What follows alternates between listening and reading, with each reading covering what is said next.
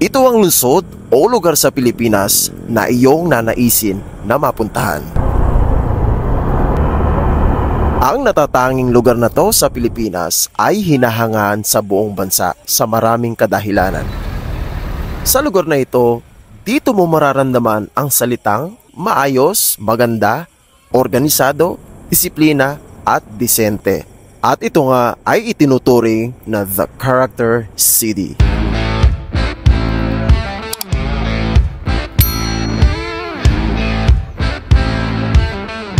So nandito tayo sa pinakamagandang gusali ng Baguio City, the summer capital of the Philippines.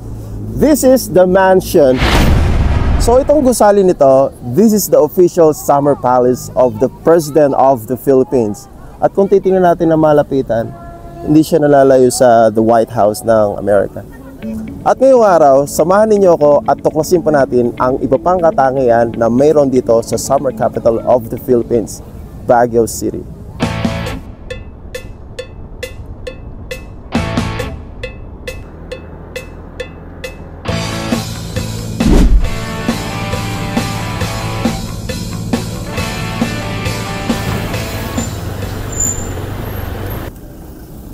So isa sa mga katangian na hindi matatawaran dito sa City of Baguio, itong pedestrian lane ng mga eskwelahan dito sa Baguio City. Kakaiba yung tawiran nila. Hindi tulad ng mga ordinaryong pedestrian lane, ang makikita mo rito sa mga paaralan ng Baguio City ay kakaiba na may ibang disenyo at may kalaparan pa. Kung pag-aaralan natin, medyo nakaangat yung pedestrian crossing ng mga bata dito sa mga paaralan. At ito nga yung isa sa mga paaralan ng Baguio City, yung SLU o St. Louis University na high school possibly. Sa ganitong diskarte ng Baguio City ay hindi nakapagtataka na walang pangamba sa kanilang kaligtasan sa tuwing sila ay tatawid ng kalsada o paaralan.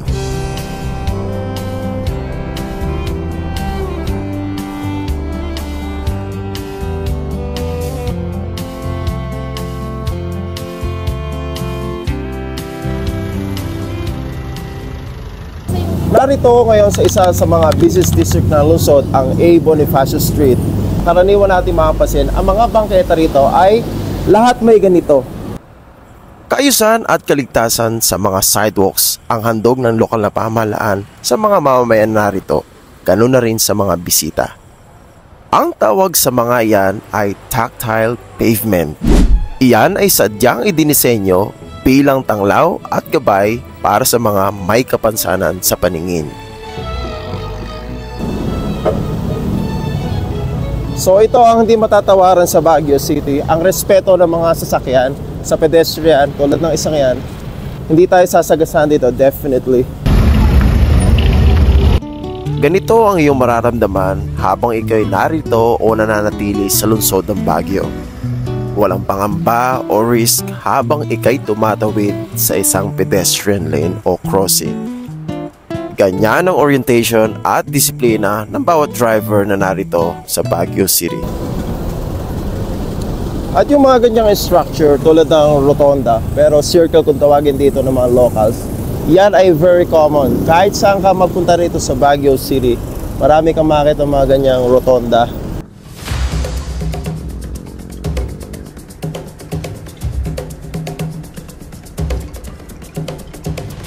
Dahil na rin sa sobrang dami ng mga sasakyan ang naririto, gumawa ng paraan o diskarte ang lungsod upang patuloy na dumaloy ng maayos ang mga sasakyan sa mga lansangan at mga kalsada rito.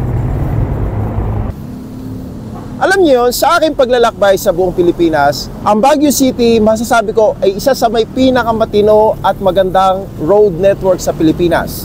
At gaya nga nito, nasa likod ko, tingnan nyo,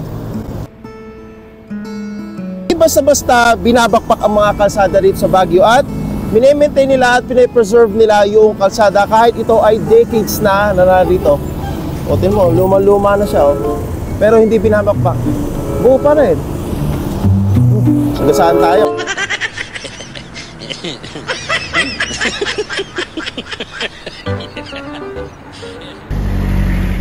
At kung usapang asphalt overlay naman o yung mismong pavement ng semento na may asfalto, haba hindi mo maitatanggi na sa Baguio City napaka-safe ng mga kalsada rito. Hindi tulad ng maraming kalsada sa Pilipinas na kung saan nagpatong-patong na ang taas ng asfalto. Dito sa Baguio City, pantay lamang ang asfalto sa gilid nito.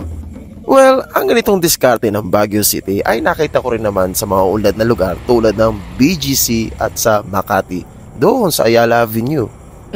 Wow! Alam niyo yun na magtungo ako sa mga lugar tulad ng Subic, Clark, BGC, Makati at Davao City. Ramdam na ramdam ko ang disiplina at pagsunod ng bawat motorista dito. Alam niyo kasi, kung hindi ka susunod, haba, may papara sa'yo at magbibigay ng papel na may pirma niya.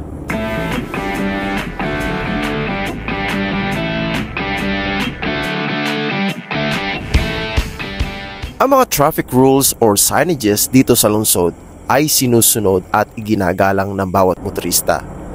Kung may makita kang signages na stop, you must stop. Pag sinabing do not enter or do not turn, huwag ka na mag-attempt. At pag sinabing do not park, huwag kang magpa-park.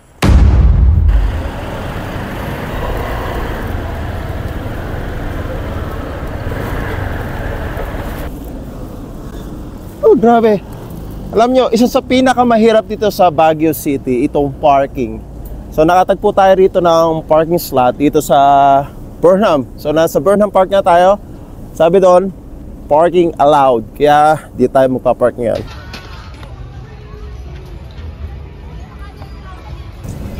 Tara maglibot.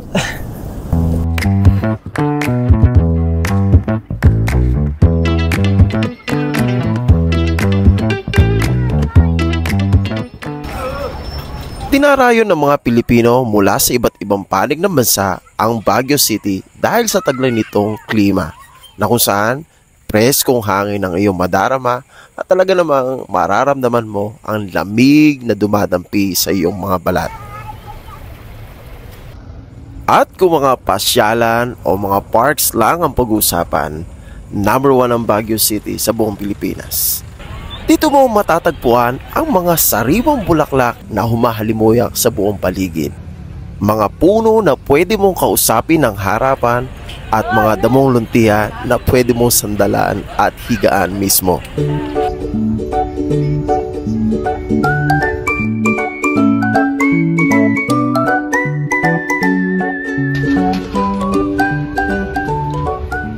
Tunay na sulit ang iyong pagparito sa lungsod ng Baguio. At masasabi mo sa iyong sarili na maraming positibong pananaw ang iyong mabubuo habang ika'y nananatili rito. Ayos, sulit na sulit yung paglalakbay natin sa Baguio. Lamig. Tayo na.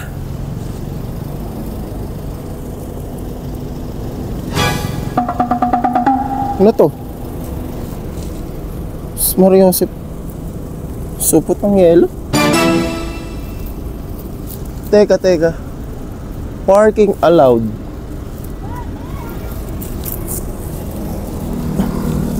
Ay, sus Mariosep, Baguio City. City Government of Baguio citation ticket. Oh, may regalo sa akin Baguio. Ano kaya ito? Traffic violation. One road has gotten a traffic violation. Nako, magkano ka? Anong violation? Illegal parking. Yan ang natamo natin. Pero ang pinagtataka ko, paano nangyari? Parking allowed ah. Illegal parking ordinance number 7-84 article 16.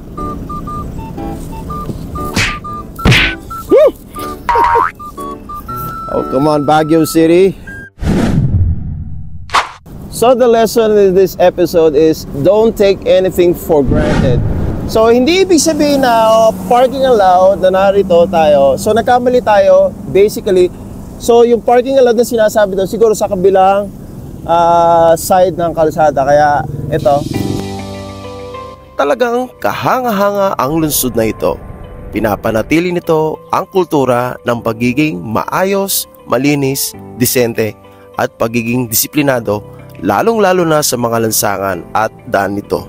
Ilan lamang to sa mga dahilan kung bakit ninanais nga ng mga Pilipino na mapunta dito sa tinaguriang the best and amazing city of the Philippines, Baguio City.